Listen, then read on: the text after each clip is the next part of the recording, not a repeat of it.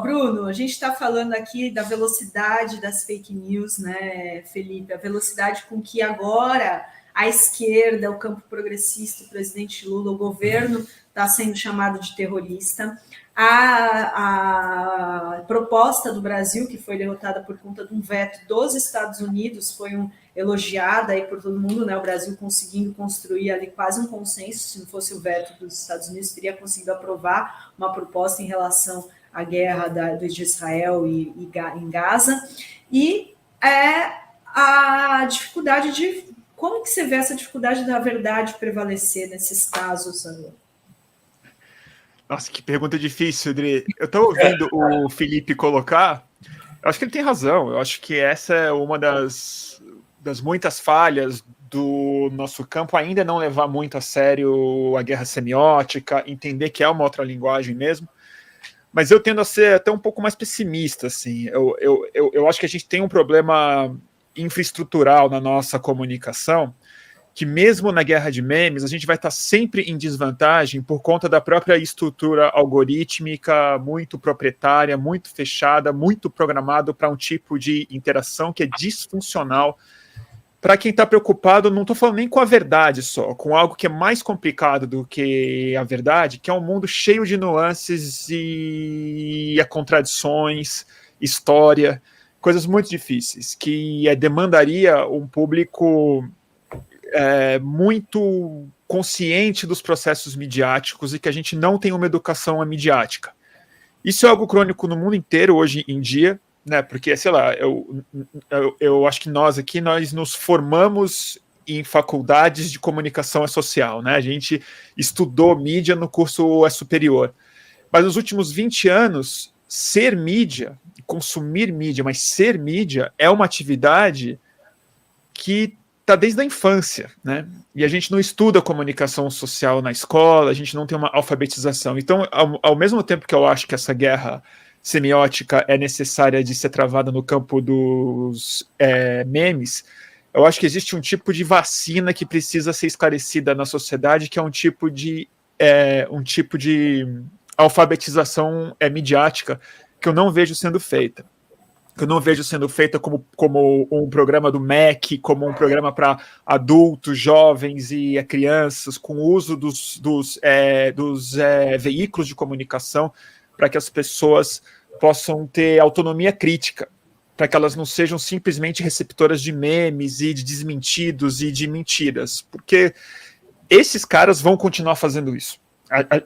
Nós estamos passando por uma fase de desinformação que talvez seja inédita no mundo pelo tamanho do volume e sofisticação, né? A gente está passando, eu acho que desde coletivos de direita, de moleques que espalham fake news, a gente está falando até do gabinete do Biden na Casa Branca, que solta essas mentiras a respeito de Gaza, a respeito de Israel, que vende desinformação no atacado. Então a gente precisa de um público que tem um outro tipo de relação com o que ele consome, com o que ele compartilha, que eu acho que a gente ainda está um pouco longe de conseguir, assim. Eu acho que a gente vai viver anos muito desafiadores em termos de fake news e o pós-verdade, né? Ainda tem uma orientação para a mídia, né? Que no meio desse emaranhado todo é muito complexo, inclusive, assim. Você fala da questão da guerra de Gaza, né? Tem aí essa coisa dos bebês degolados, né? Ou o outro, do ataque ao hospital. Você tem muitas vezes fontes consideradas informativas de credibilidade, né, que se contradizem a respeito dessas duas coisas. Tem veículos falando, olha, não existe uma imagem, não existe, de 40 bebês degolados em Israel. Não, isso é minha mentira. E tem gente dizendo que sim, entre eles o Biden, o presidente da maior potência do mundo, falou o caso dos bebês degolados. Eu não sei se ele fala 40, mas ele fala... Ele fala dos bebês. Ele fala dos bebês. Degolados. Né? Que é a mesma coisa da história da madeira de piroca, que o cara fala, não, o cara não falava que existia madeira de piroca, mas ele falava, não, mas as aulas, pessoas do jornalismo na época, falavam claramente que sim, a educação que o PT formulava, tal, tinha assim, esses contornos do uso de elementos sexuais, né? Nessa linha da madeira de piroca. Então, é muito difícil, né, Torturra, fazer essa construção do espaço civilizatório do debate da comunicação, porque a mídia tradicional muitas vezes se alinha com a desinformação. E é uma técnica muito antiga, muito conhecida, né? Assim, de propaganda mesmo, é o nome disso. Isso se intensifica muito em tempos de guerra, é guerra física, porque ela depende da propaganda para se conseguir algum tipo de compromisso moral do seu povo e de apoio. Mas vamos lembrar que é uma outra técnica também muito conhecida, que não é exatamente de convencer as pessoas de uma mentira, mas de colocar uma névoa no ar em relação ao que é verdade ou não é. E é nessa ambiguidade, nessa guerra de aversões, que você cria um ambiente que as pessoas se autorizam a acreditar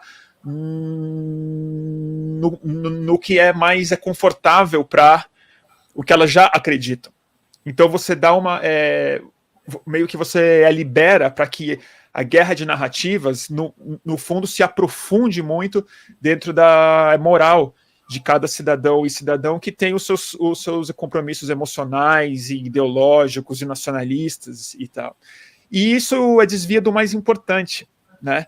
Que é, enquanto a gente fica discutindo a veracidade de uma notícia que Israel disse, que não desmente, e o hospital e o foguete, a gente para de discutir o que está acontecendo de fato e que ninguém nega, que é a brutalização, a selvageria que um Estado vem cometendo em cima de um povo há décadas, na frente de todo mundo, com apoio dos Estados Unidos incondicional.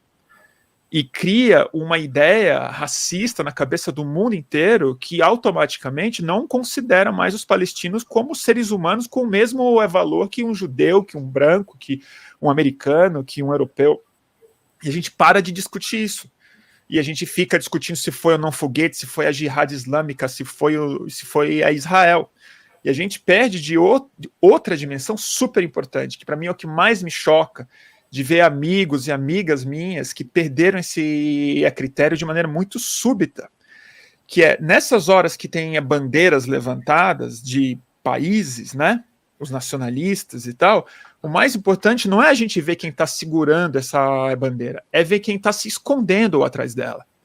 E é o Netanyahu, que é um cara que a gente está parando de discutir para falar de Israel lato sensu como um país, do povo judeu, das ideologias que justificam isso. Até pouco tempo, esse cara estava sendo, assim, atacado justamente pelo autoritário que ele é, por ter feito um gabinete abertamente racista,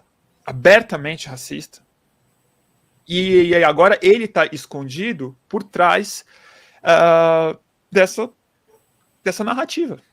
É nacionalista. Isso tem a ver com mídia, profundamente a ver com mídia, sempre teve a ver com mídia.